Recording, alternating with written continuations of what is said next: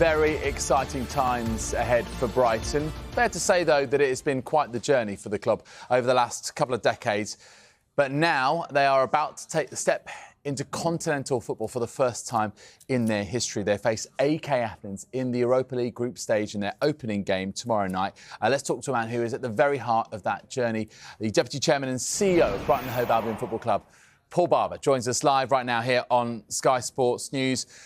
Paul, I can't imagine your excitement ahead of tomorrow night. But, you know, when you first joined Brighton, they just finished 10th in the Championship. But then tomorrow, you're taking your first steps into European football. What is the overriding feeling for you right now, 24 hours away? Well, I think, first of all, it's a very special occasion for the fans. I think they've been through a hell of a lot over the last 25 years. And tomorrow night really is the very significant part of a journey that has taken us through every league in professional football and all the way through to the Europa League. So great excitement for the fans, they deserve it, and also obviously fantastic for the staff and players at the club and the owner who has put so much into the club.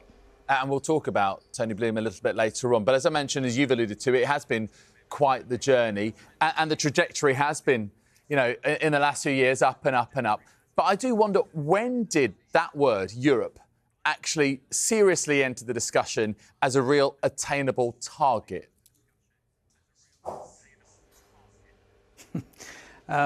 It would be easy to say that it's always been part of the plan. Clearly, we want to play at the highest level that we can. But I think, you know, competing in the Premier League was our first target, staying in the Premier League, progressing in the Premier League. And of course, if you can force your way into the top 10, as we did under Graham Potter in our last season that Graham was here, then you give yourselves a chance of getting into European football. And we've all been working towards that for a very long time. It's taken a huge effort from a lot of people on and off the pitch to get us to this stage. But I don't think anyone here truly believed it was going to happen until it actually did. And I think that's partly because of the humility of the club and the way our staff are, but also because we know how hard it is and how many other clubs were pushing so hard to get to a top 6 or top 7 position. Yeah, that's a key word, isn't it? Humility. And it just really reflects the incredible attitude and the ethos that you have there at Brighton. And of course, over 11 years, a number of people have come and gone. And here's another word, consistency. And you know, that's really shone through in the recruitment. I mean, what's been the secret to getting that right time and time again over that period, Paul? Well, I think first of all, having a clear vision for what we wanted to achieve, and obviously over the successive coaches that we've had, trying to improve on each league position from the season before. And in order to do that, you've got to recruit better players. In order to do that, you've got to make sure the systems and the processes that you use to recruit players are as good as they can be. And we've been, you know, good in many areas over that time. We've not got everything right. This is not an exact science when it comes to recruiting players or even non-playing staff, but we've done the very best we can do. We've done it on budgets that were obviously a lot smaller than some of our rivals. And, you know, in the last few years, we've honed our techniques and we've improved considerably. And as a result of that, our coaches have been able to work with better squads and of course, have achieved better results. So it's been a progressive process. It's not been something that has happened overnight. This is 10, 11, 12 years now of hard work from a lot of people to get to this point.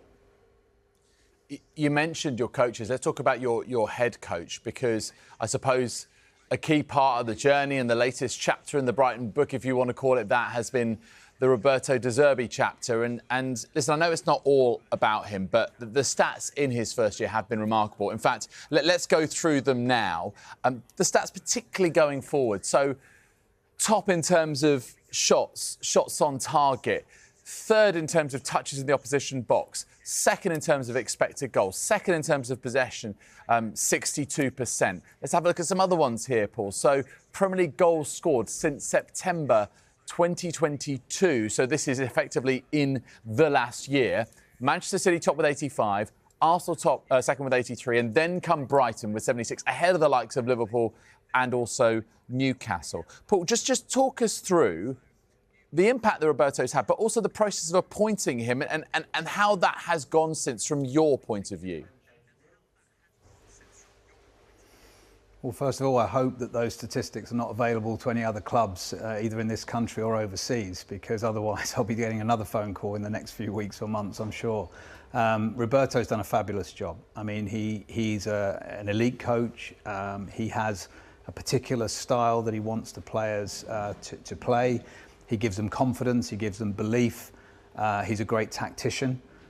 He's a good communicator, and he's great fun to work with. And you know, everybody has seen the passion that Roberto has on the touchline. Well, trust me, that same passion is displayed behind the scenes as well.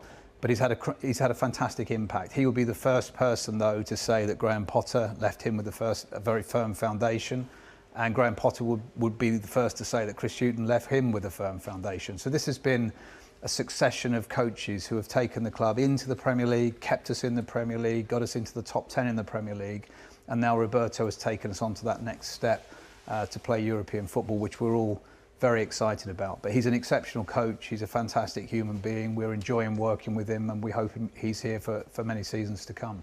You talk about his passion, about him being a great communicator. Well, he's been showing that in his news conference today. I'm sure you saw it, or at least part of it, Paul. He's saying for the players, isn't just about competing, but about winning the competition. I mean, that is where his ambitions lie in this European debut season for you. But I wonder, what would success look like for you in your first season playing continental football? Well, that's one of the things that Roberto's been so good at since he's been here, which is actually pushing us on to be better. You know, part of my job is to set reasonable expectations and to try and bring as many people with us as we can. Roberto keeps pushing me and keeps pushing the chairman and keeps pushing all of the staff to be even better, which is fantastic. And obviously, realistically, this is our first European campaign. That routine of playing Thursday, Sunday is not something we've experienced before.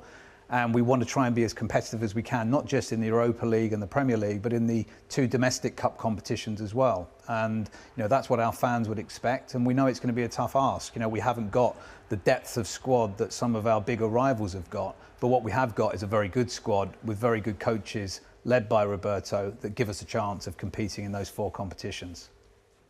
And in terms of Roberto himself, how much of a driving force is he in terms of everything the club are achieving, not just on the pitch but off the pitch, the way that you carry yourselves, and I suppose, you know, how he fits in with the ethos of the club, as I was sort of speaking about before? He's a force of nature. He has an incredible personality, great charisma, demanding, exacting standards, and a lot of energy. You know, a lot of people I think sometimes that coaches in professional football come in, take training, go home. Roberto is very often the first here and the last here, and such is his passion for detail, for getting things right, for pushing people as far as they can, to be involved as much as he can. And that's a very positive attribute, I think, in any employee in a football club. But when it's demonstrated from the head coach, it sets an example all the way down. And that actually gives everyone else energy, it gives everyone else confidence and belief that we can compete at this level of the game.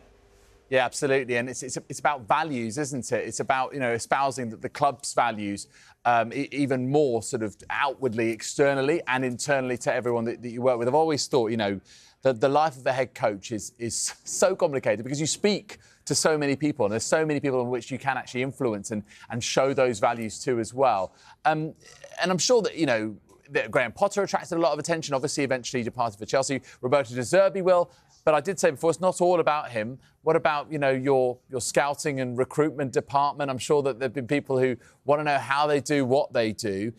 It's interesting because, you know, the team that beat Manchester United at the weekend is another example of the incredible recruitment. We're just showing a graphic right now, Paul, with just showing the cost of the Brighton team. Now, it's always great to get this scalp, isn't it, to go to somewhere at Old Trafford and win. And you've got their number right now. Clearly, you've got the wood on United right now. But, you know, to see that Simon Adingra, £6.9 million, is the most expensive player in this team. Total cost £16.2 million. I mean, how do you do it?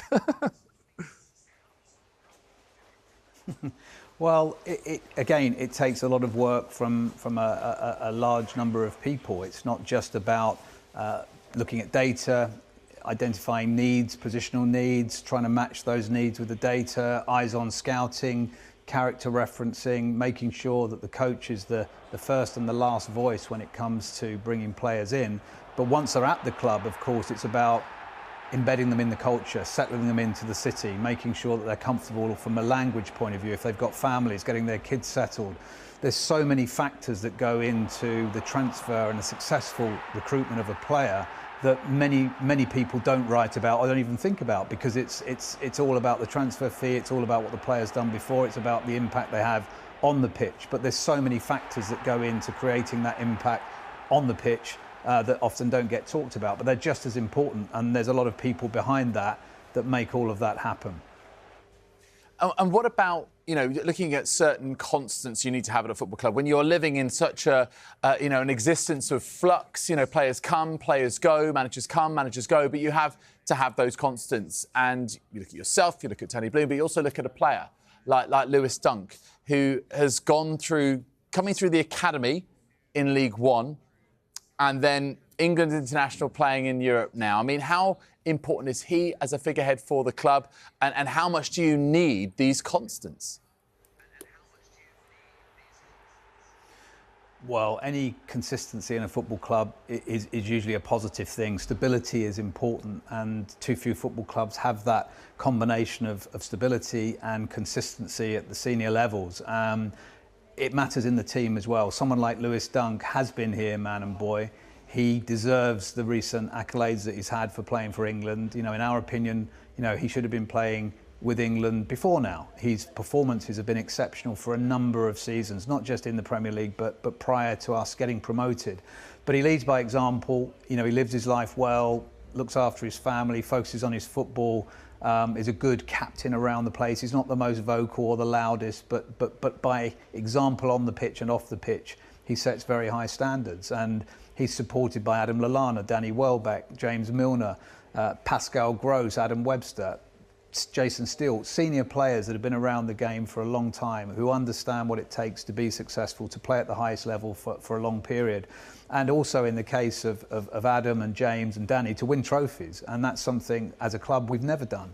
And we've got to aim next, I guess, to put some silverware in our cupboard at some point if we're going to be continuing to progress as a club. That's another big challenge for all of us. But with the sorts of characters we have around, both on the field and off the field, we're going to give that our best shot. But it's going to be difficult. We know that there are many clubs out there, some more storied than us, bigger than us, that have got the same ambitions. So we've got to work even harder. We've got to work even smarter. We've got to maintain our momentum as best we can. But we also know that we're going to be doing it on a far more limited budget than some of our rivals. And that means we do have to work smarter. And we also have to be prepared to sell some of our best players when the price is right, when the time is right, which then enables us to reinvest in the future through our academy and by buying younger players and then starting the cycle again. It's not easy, it's not a perfect science. It will have some bumps in the road, there's no doubt about that. We're very aware of that. But at the moment, we're enjoying the relative success that we've had, and we're going to work even harder to maintain it. And just finally, I mean, you mentioned kind of characters off the field. You can't really talk about Brighton without talking about, a man who is so intrinsically linked with this club, who very much is Brighton and Hove Albion Football Club, and that's Tony Bloom. Just a word on him, because he's been there through that journey. He's, of course, a huge fan himself. I mean, how delighted are you from personally to see his vision, his investment really come to fruition? And what will those moments be like for him and for fans tomorrow night? Those moments, those precious moments, just before kick-off, as you welcome AK Athens to the Amex Stadium and you kick off for your first ever game in European football. Can you try to put that into words for us, Paul? Well, I think, David, you hit the nail on the head that first and foremost, Tony Bloom is a fan. And the one thing that I always enjoy on a match day is the way Tony sort of kicks back and enjoys the football as a fan. Sometimes I joke the stadium could be on fire. Tony wouldn't notice because he'd be so focused on the football. And that's part of his charm. It's also part of the reason the fans love him so much. But what he has is a very clear vision for the club. He sets himself very high standards, the way we operate, the values that we have. And I can't think of anyone in football at the moment that deserves the relative success that we're currently experiencing more than Tony. He's put a huge amount into this club financially. He's put a huge amount into this club emotionally. He's supported every single one of us on the journey that we've been on since he took over the club 12 years ago. And what will happen tomorrow night, I think, is a fantastic moment for him and his family to enjoy.